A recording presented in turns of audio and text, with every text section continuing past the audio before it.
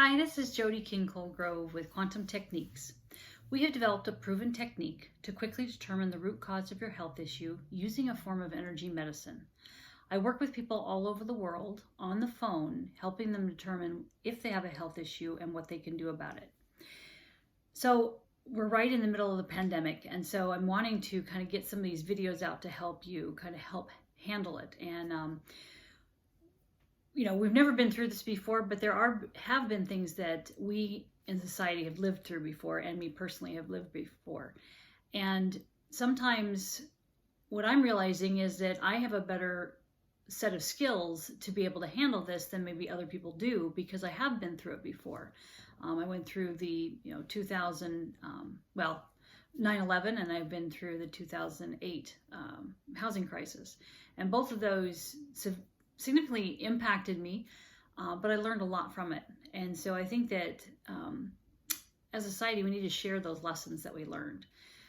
So when this came around, there's just a couple of things that I wanted to share that I really learned. So first of all, now that we're kind of over the shock of this kind of happening, we're all kind of settling into a new normal. And I'm really proud of society for what is out there. Now, it may be me, that the things that I listen to and things like that, or being aware of, but I have just found that society has been very positive. And there's just so many people that are sending really neat jokes that make me laugh, and are people sharing about helping each other. There's different comedians that are really stepping up and trying to do things that make us feel that there is good in this world instead of all the negativity. So I'm really proud about that and excited about that, to see that. That is really encouraging. But it's important for us to set boundaries, that if we are starting to watch too much TV or read too many negative posts on Facebook, that we do need to set a boundary and maybe unfriend people that just can't not focus on the negative. So that's important for you to do. And maybe when this ends, we can go back and we can like them again. Protect your energy and what you give away and what you think about. And so that's really what I wanted to concentrate on today. So when this thing first started, and talking about having to stay at home and not do things, I got an email from one of the sources that I found really profound. And it was from a group I belong to, which is Energy Psychology, the Association of Energy Psychology. And he had mentioned in there that Tony Robbins that I wasn't aware of, had been in Hawaii doing his conferences that he does on 9/11. And so he had to go in front of a crowd of people and really help them manage their emotions. And if there's something that Tony Robbins knows how to do, it's knows how to set the mindset and help you with that mindset, and to stay on a positive note, and to really be aware of what you're thinking and how it's affecting you. And so what he had said is that it's the outside event, or it's not the outside event that determines our response. He says that if you were an angry person, then you would respond to 9/11 as an angry person. And you'd want to attack back. If you were a fearful person, were afraid, then a person be filled with, if you're a person that was filled with guilt, then you would feel the guilt and wonder what we did wrong and brought this upon ourselves. If you're a positive person and a hopeful person, you would respond to 9/11 with that energy. The point is that our response to any external event, including the coronavirus, is a large measure based on our beliefs and our patterns and our thoughts and our feelings. I think this is really important, that we realize that it's our way we believe and the way our thoughts are that are making us respond. And so a lot of times I've always brought to my family, or just to my clients, is saying, be aware of are you reacting to something, or are you responding to something? And be aware of those two differences, and it really will make a huge difference.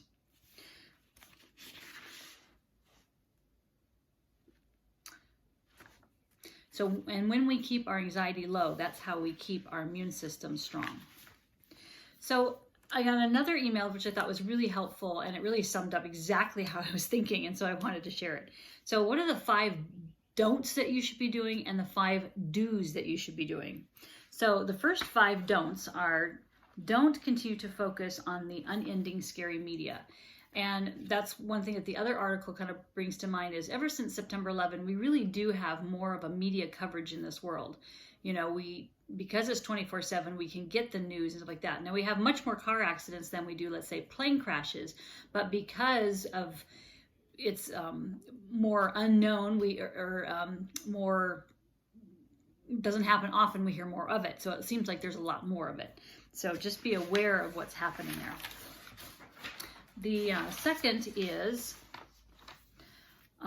don't continue to compare what you've learned negativity along with what somebody else has learned. In other words, oh, did you hear this? And did I hear this? And oh, this is what's happening, kind of thing. Some of that isn't helpful, but not always. Don't try to do it alone. And this, I think, is really hard right now because that's what we're trying to do. But I am trying to stay connected to my family, which lives in a different state, by constantly texting every day, doing FaceTime, emailing, calling them just randomly, to telling something strange that happened in the day. And I think all those are very helpful. Number 3 is to focus on what you don't have. And so, like, for example, for me is that, you know, our oven broke on Sunday. It's like, oh no, can we get a repair person over to fix it? Well, we were able to, and I'm really grateful for that person. And we told him we're very thankful. So those are things to, you know, not just focus on the negative. And don't waste time and feel disappointed at the end of the day. And there's certain things that you can do to help you at the end of the day to refocus. And so one thing that I've been in practice with is to look in the mirror, and I do it when I brush my teeth because it's just easier, and just be aware of, okay, what did I do physically today that was great? What did I do emotionally? What did I do spiritually? What did I get done in business? What did I get done in reading and expanding my mind and learning? So those are, you can find the categories that really work for you and go through that. And so I found that it's helping me not be such a complainer. What I tended to do is make a list, okay, what I didn't get done during the day, and then talk about it and say, okay, that's what I wanted to get done the next day. That's a good thing, but it's better to write those down and not have that be the last thing that you think about at the end of the night. So that's something that's really helped me. So what are the do's that are very good today? So limit your exposure to the media and negative talking. Look for the positive examples for people helping others. And that's kind of what I talked about before, you know, just the jokes on media, things that people are doing to help each other. Those are really positive stories. You figure out ways to reach out to people and that you care about, stay connected. And so I talked about that. To create a daily self-care practice. We have a certain rhythm in our household and things that we do, and we've just found that we just stay with that. We would get up at the same time we normally would.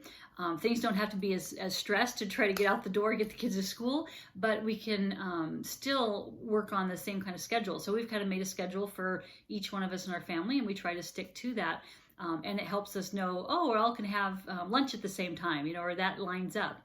And so there's certain things that don't line up, but we're aware of giving each other the space because we're doing something else at that time. And to build a healthy daily schedule, okay, I kind of talked about it. So that was the 5th thing that's really helpful. And so I think all of those are really good practices to help you stay focused and connected. I've got lots more that would be helpful, but and at Quantum Techniques, we're trying our best to help you stay as healthy with your immune system, to help you with your trauma that you might be having through this. So please give